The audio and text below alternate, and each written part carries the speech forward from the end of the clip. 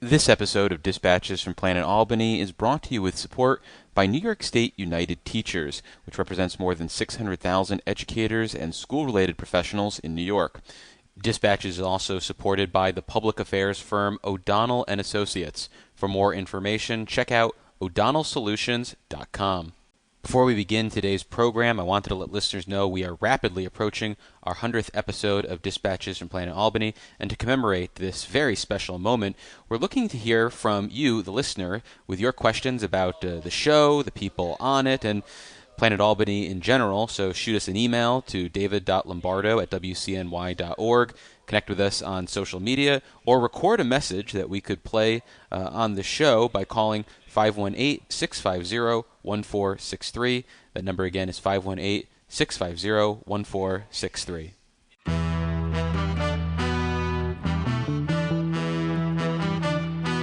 I've also declared war on potholes, so here's the first shot across the bow. Well, as you know, with Planet Albany, there's always something that makes the planet turn. And it's this amazing view of D.C., and Eddie Vedder comes out. And he goes, "You have a cigarette?" And I've never smoked in my life, but if I had, I wish that was the moment. And this strategy takes us from potholes to knotholes. I would like to say it was a pleasure, Mr. Kim. But I'm on the road. I'm David Lombardo, and this is Dispatches from Planet Albany, a podcast about power and politics in New York. And on today's episode, we're responding to the weaponization of sex work policy in the New York City mayor's race this summer. And our guests are two proponents of the decriminalization movement, Jared Trujillo, an associate professor of law at CUNY School of Law, and Melissa Brudo, legal director for Decriminalize Sex Work. So the decriminalization of sex work was not part of the Democratic mayoral primary conversation in New York City, but former Governor Andrew Cuomo did seize on the issue this summer as a potential political wedge issue. For his part, the Democratic nominee in the race, Assemblymember Zohran Mamdani, has made what seems like a political calculation to basically distance himself from his past positions and has basically pivoted to the idea of going after sex traffickers and providing services to sex workers. When this issue was thrust into the spotlight in August, did you view this as a chance for an open and frank conversation about a public policy you clearly care about, or did you basically grit your teeth and hope whatever sensational coverage the tabloids latched onto ultimately didn't set your agenda back? What was your thinking about this debate? For me, I think that, I hate to admit it, but I think it was actually the former. Mm-hmm. I think I saw the conversation as ridiculous as it was constructed to be by both Adams and Cuomo to be an opportunity to have a larger conversation around decriminalization of sex work and the rights and health and safety of sex workers and survivors of trafficking. I think that it is not within the purview, of course, of the mayor of New York City to determine statewide criminalization, right? And so I think that Adams and Cuomo making this a potential wedge issue with Mamdani was really more of a scare tactic than a substantive mayoral issue. That being said, the New York City mayor can certainly have priorities around policing and place pressure on the NYPD or have particular relationships with local DAs of each borough around policing. So, all that is to say that I think that the conversation was a bit, it was of malicious intent, right? It was brought up to smear Mamdani and his support while he was an assembly member of full decrim, which was, again, that is in the purview of the state legislature. It's not within the purview of the mayor to, mandate statewide criminal law. But I did see it as a good opportunity for us to have this larger conversation. This isn't the first time that sex work has come up in mayoral politics in New York City. Certainly 4 years ago when folks were running for mayor, a lot of folks took positions on sex work. Eric Adams himself said at a mayoral forum that he was actually open to getting rid of NYPD's Vice Squad, which just has a very long and storied and documented history of being the officers that perpetuate a lot of sexual offenses against sex workers, steal their money, and not just sex workers, but also against survivors of trafficking as well. And so I think there was a real opportunity to have productive conversations around sex work, but it was just disappointing that instead of having a productive conversation, a lot of the candidates tried to smear sex workers. And the only other comment I want to make is that I actually don't really view a lot of Zohran Mamdani's comments about sex work as walking back his position that he took in the legislature. Supporting Cecilia's Act for Rights in the Sex Trades, well, it still criminalizes trafficking. The whole purpose, the reason for the bill is to divert resources from criminalizing people and actually giving them services. And so I actually think that a lot of his comments are in line with the position that he took in the legislature. Well, when I think about his response, though, it seems to lean into the practical powers that Melissa talked about. He talked about the way former Mayor de Blasio approached this issue, but he is someone who is able to take a complicated issue and, when he wants to, deliver what might be a really compelling elevator pitch. So would you have liked to seen him lean into the rhetorical arguments that he probably supports as an assembly member, or does it make sense maybe politically for him to focus on those more practical elements? To be honest, there's a lot that both the city and the state need to do when in regard to sex work. And I think it's most productive if both stay in their lane. Okay. And so what the city can do, as Melissa said, can do work on policing. Again, a lot of, sexual misconduct is the second most common form of police violence. And for sex workers, especially when you're talking about undocumented folks, especially when you're talking about they're all in criminalized industries, the rates of sexual violence are just astronomical. And so handle vice in the way that they perpetuate sexual violence against sex workers. Just last 2 months ago, there were two officers that were indicted for this. And then let the state handle broader decriminalization. In addition to that, in New York City, there is a Sex Worker Protection Act, which would give resources to sex workers, there's a proposed amendment to the bill, which would do something about asset forfeiture for sex workers. It would provide, and not just sex workers, but also massage workers and survivors of trafficking. So there are real things that the city could do. I hope that the mayoral candidates actually talk about that. But the bigger decrim fight, it's because there's so much the state has to do and there's so much the city has to do. Stay in your lane. Well, thinking about the public conversation more broadly, whenever there are discussions about decriminalizing sex work that the media latches onto, it's usually from the talking points that critics of this more progressive approach to criminal justice are advancing. So I'm curious how you think the debate can transition to terms that are maybe more favorable to your movement and honestly probably more reflective of the way the world actually exists and how people should probably address these issues. I agree. I think that the issue around sex work, it provokes such an intense emotional sort of moral response in people. And so I think it is often utilized by the people that oppose decriminalization as a fear tactic.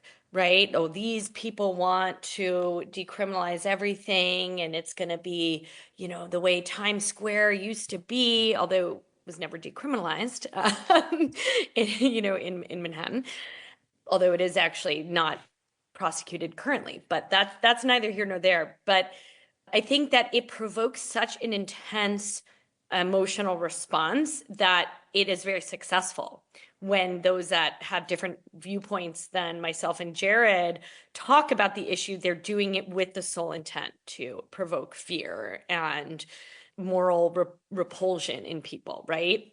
Rather than actually having a conversation about health and safety and justice, right? Those are the lenses by which we need to be looking at the issue of sex work. We need to look at it through the lens of human rights, of harm reduction, of public health, of safety. Well, how do of you the get right- the conversation to shift to that lens? Because it seems like you need to have someone who's either got a really big microphone or that the media is gravitating toward and is basically like, wow, this person's offering a compelling argument.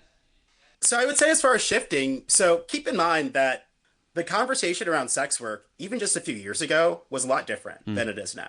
In 2020, almost every Democratic candidate for president said something about sex work, something from decrim to just the way that we need to change the way that we're doing criminalization.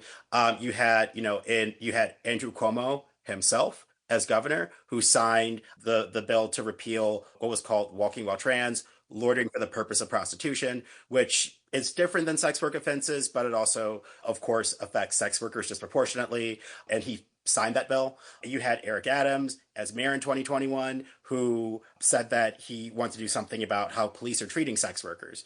The difference, and you had several DA candidates in Manhattan and in other boroughs that also supported decrim. The difference between 2025 and then is right now we are in a period of retrenchment. In 2020, 2021, right after George Floyd died, when people are like, Black people, trans people, maybe need to be supported, non-citizens, what the Trump administration did was really gross. Maybe we need to treat them differently. When you're talking about sex work, you're talking about really the intersections of all the, because we're talking about criminalized sex work. We're talking about the intersections of all those groups of people plus criminal legal system reform. The reality is that we are just in a very different place for criminal legal system reform in 2025 than we were in 2020, 2021, 2022, even 2019, when the state legislature flipped. And so, however, even at the time in 2020, 2021, 2019, a lot of the people leading the conversation were actually sex workers. So I don't think that we need mayoral candidates or the mayor to lead the conversation. I think we need to be listening to the people that are directly impacted. But I also think that we need to call out and recognize the reason that the conversation is where it is now, where, as Melissa said, it's so toxic. It is a choice. It is the reality that we've kind of turned our back on a lot of the values that we had as a society right after George Floyd died, when we were bored at home watching Netflix. So we're just like, maybe we'll think about these people's humanity. Like, as a society, we just need to realize that signing a few petitions, when you're bored at home during COVID, didn't change material conditions for people. And a lot of the reason why we're seeing a pushback to sex workers' humanity right now is because, frankly, they're not as popular as they were a few years ago. For more than 100 years, the New York State Association of Counties has served as the united voice of New York's county leaders, fostering excellence in county government and advocating for sustainable funding and sensible legislation that protects local taxpayers and the essential services they rely on. Learn more at nysac.org. Well, I want to talk then about where we are substantively on this issue, because here at the Capitol, we'll sometimes hear from state lawmakers who are actually proponents of decriminalized sex work in what seems to be an effort to diffuse this conversation. Will basically be like, well, this is still years away. This is still something I support, but the ball isn't even close to the end zone, so to speak. So everybody needs to just calm down. And I'm curious how far this movement actually has come, because I remember talking about this in the early days of the Hochul administration, and there were people saying we're having very positive conversations with the administration, and they get it, they understand it. And fast forward now, I guess 4 years later, in the Hochul administration at least, and now 6+ years into one-party rule of Albany in terms of Democrats, where do things stand substantively on whether it's decriminalization or some sort of legalization effort? We are many years away from decrim, but I don't necessarily see it as a retrenchment. I see it as baby steps. I see it as we go each year. Jared and I are both part of Decrim NY, which is a coalition of incredible activists and organizations throughout New York State. We go once or twice, have an annual lobby day. We also do Zoom meetings throughout the legislative session with legislators and their staff, and have conversations with people about decrim. And it's not necessarily that we're having these conversations and staffers are saying, yes, we're signing on today. It's more that we're having these conversations and we're not being met with, oh, this is crazy. We're being met with more sort of nuanced and complex questions and conversations. You must not be meeting with Republican state lawmakers. We generally do not.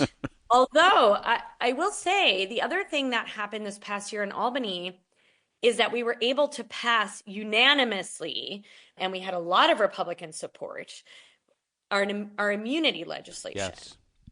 And that passed both houses unanimously. We're waiting for Governor Hochul to sign it, and we are very hopeful that she will sign it, especially given the overwhelming bipartisan support. But what that bill does is it allows sex workers and survivors to come forward, report crimes committed against them or they witnessed, and not be arrested for prostitution. Yeah, and there's been a larger conversation, it seems like, on that issue of maybe people being coerced into other crimes as well and giving them immunity for that. But you mentioned this idea of more nuanced conversations and people being at least more receptive to this conversation. Yes, I've definitely found that. I've found that it's not a new conversation in Albany. Of course, the issue of prostitution is not new, right? It's what the trope is that it's the oldest profession, but certainly having the conversation in Albany is not new. It's not maybe as scary as perhaps legislators once found it to be. And again, even if people are not necessarily signing on as a co-sponsor, they're engaging and they're having these nuanced, complex conversations, and they're meeting with members of our coalition and other groups that have lived experience, and they're listening. And I think that is a shift, and it's not a shift where we're going to pass the bill next session, but it's a shift where we're going to keep pushing and having these conversations and maybe picking up a sponsor here or there. And also having conversations about why the equality model bill, as it is called in New York, is not the right answer for people in the sex trade. Well, in terms of this lobbying effort, as I mentioned, there's nuance to the decriminalization movement, whether it's decriminalization for the individuals who are actually participating in sex work versus some sort of legalization model. And it seems, at least as an outsider, that these efforts are moving at odds, essentially, to each other. And do you feel like that's the case? And does it need to be that way? Is there a way that they can be one person's win can be the other person's win as well, and then when they finally get to the floor debate, you figure out what model's going to win.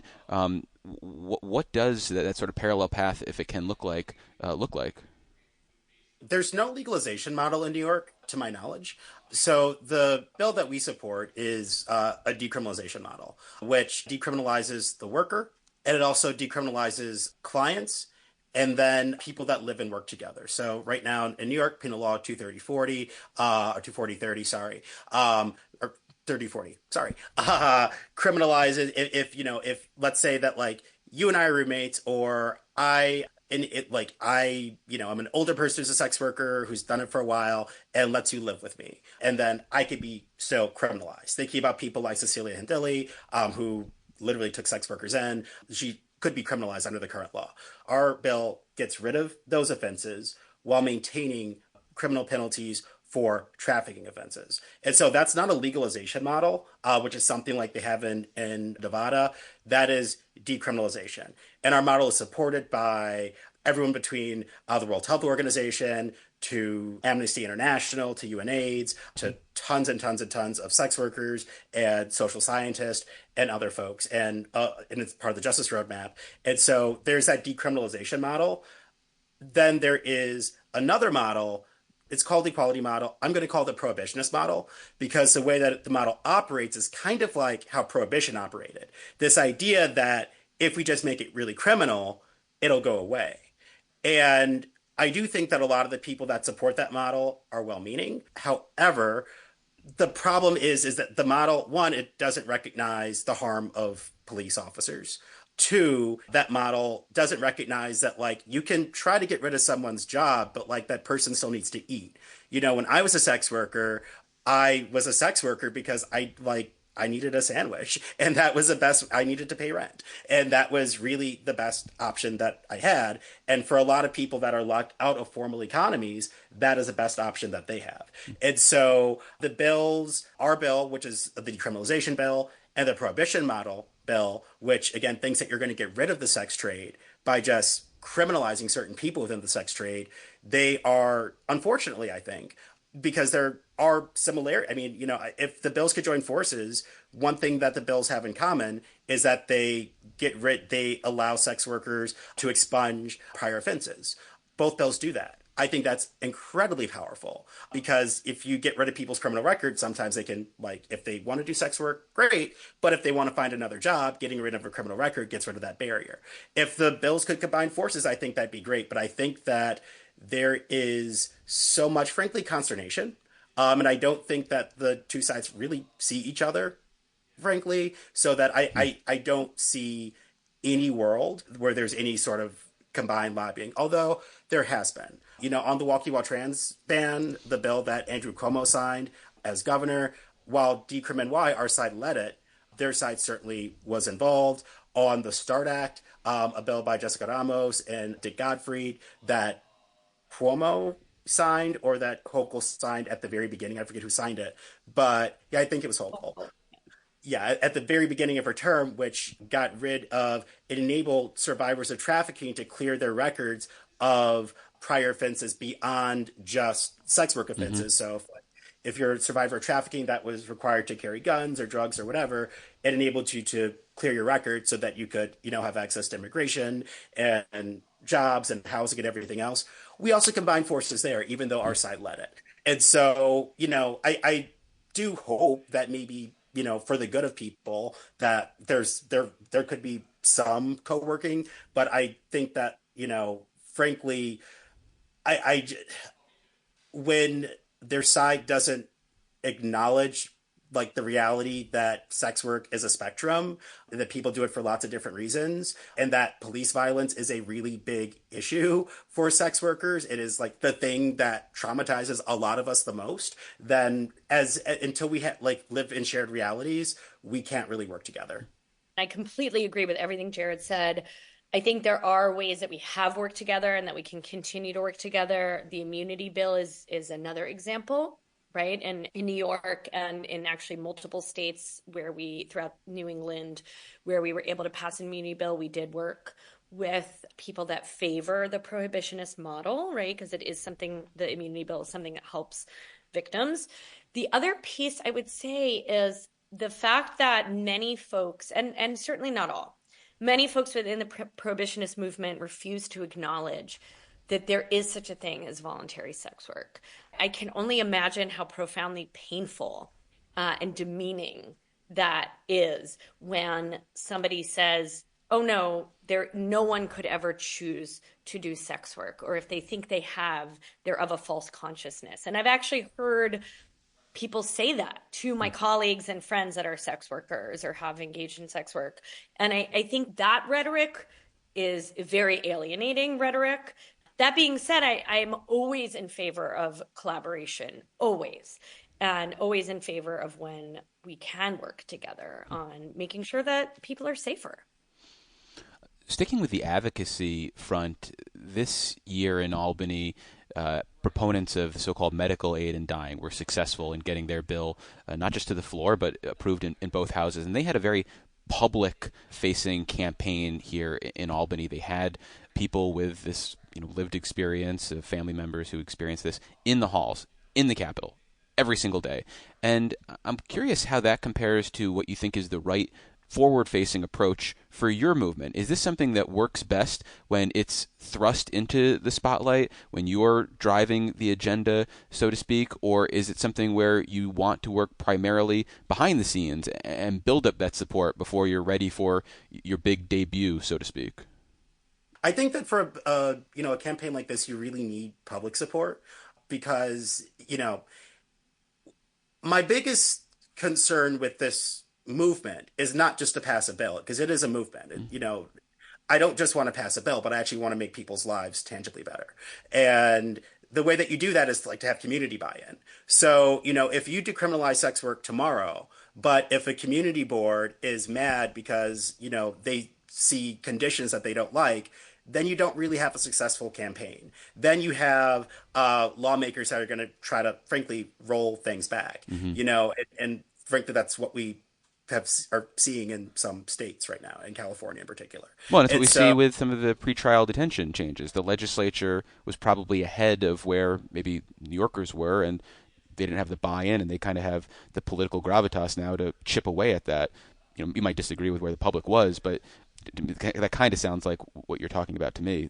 Moving before there might have been widespread public buy-in. Well, I mean, I also think that public buy-in on pretrial detention changed with a lot of, frankly, law enforcement pushing back on even before it went into effect. Sure. Like literally the January before, 4 months before it went into effect, law enforcement started pushing back. This is going to be bad, people. Like that? Yes, exactly. The streets are running red. And so, which is, frankly, it's an easier argument sometimes to say everyone's going to be trafficked. It's going to look like taken versus us saying, well, if you look at our study on, footnote 57, that's not actually the case. Like it's our argument's a harder argument to make sometimes. But in order for this movement to be meaningful, to not just have decrim, but also to make sure that New York City and Buffalo and other places are actually like providing services for people, like it does need to be forward facing. I'll also say this is a movement that's gotten several bills passed, both at the state level and at the city level, that have gotten DAs in all but Staten Island and New York City to change policy. Like this has been a campaign that's frankly had a lot of media attention. It's gotten less recently, and that's frankly a choice from media outlets. But it is a campaign that's had a lot of that. We don't want to operate in the shadows and make sure that people know what's going on. So there's community buy-in so that we can have long-term success. And also just because, like, from a practical matter, when people get it, when people really understand what our campaign's about, people get on board. Sex work issues affect so many of us. If you care about bodily autonomy right now, sex workers are on the front lines of that.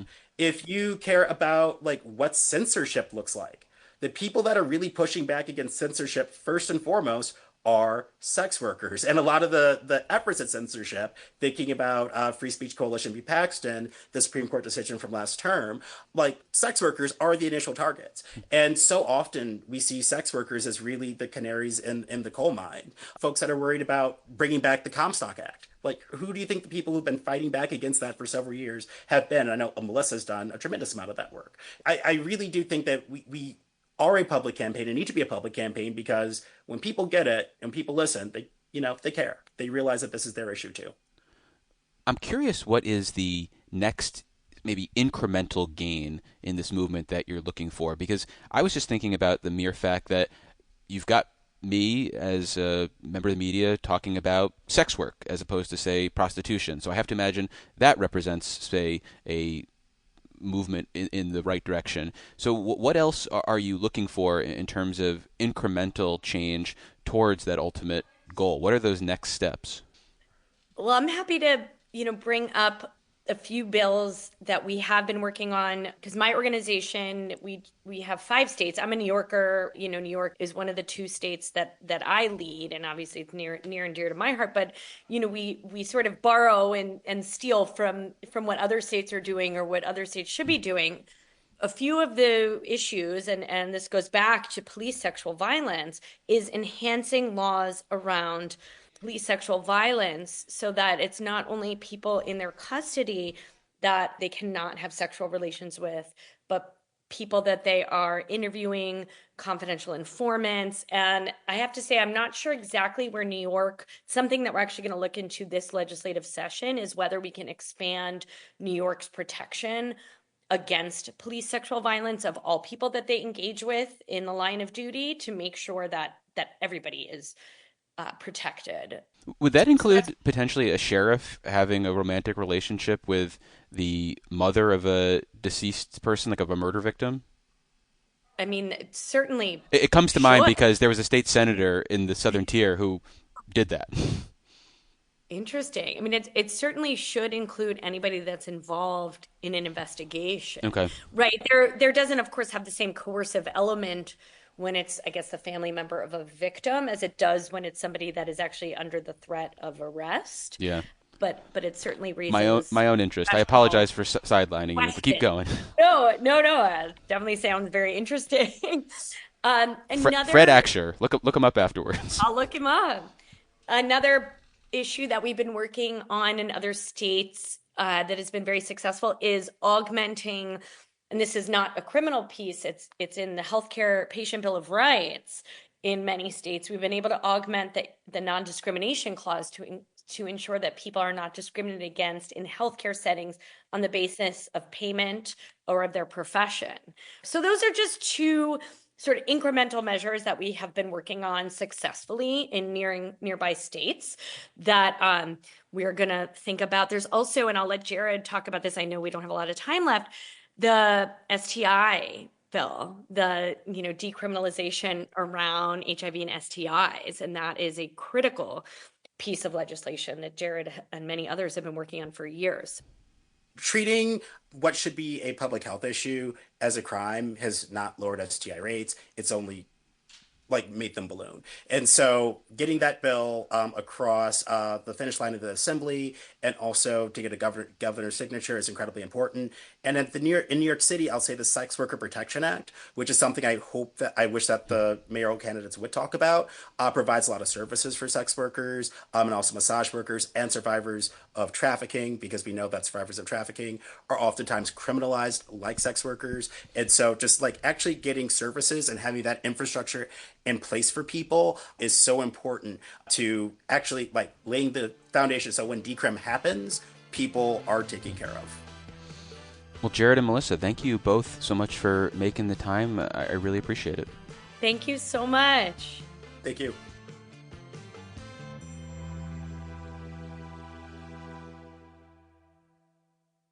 And Jared, feel free to send me a picture of the new fridge when it arrives. If it ever comes. Good luck.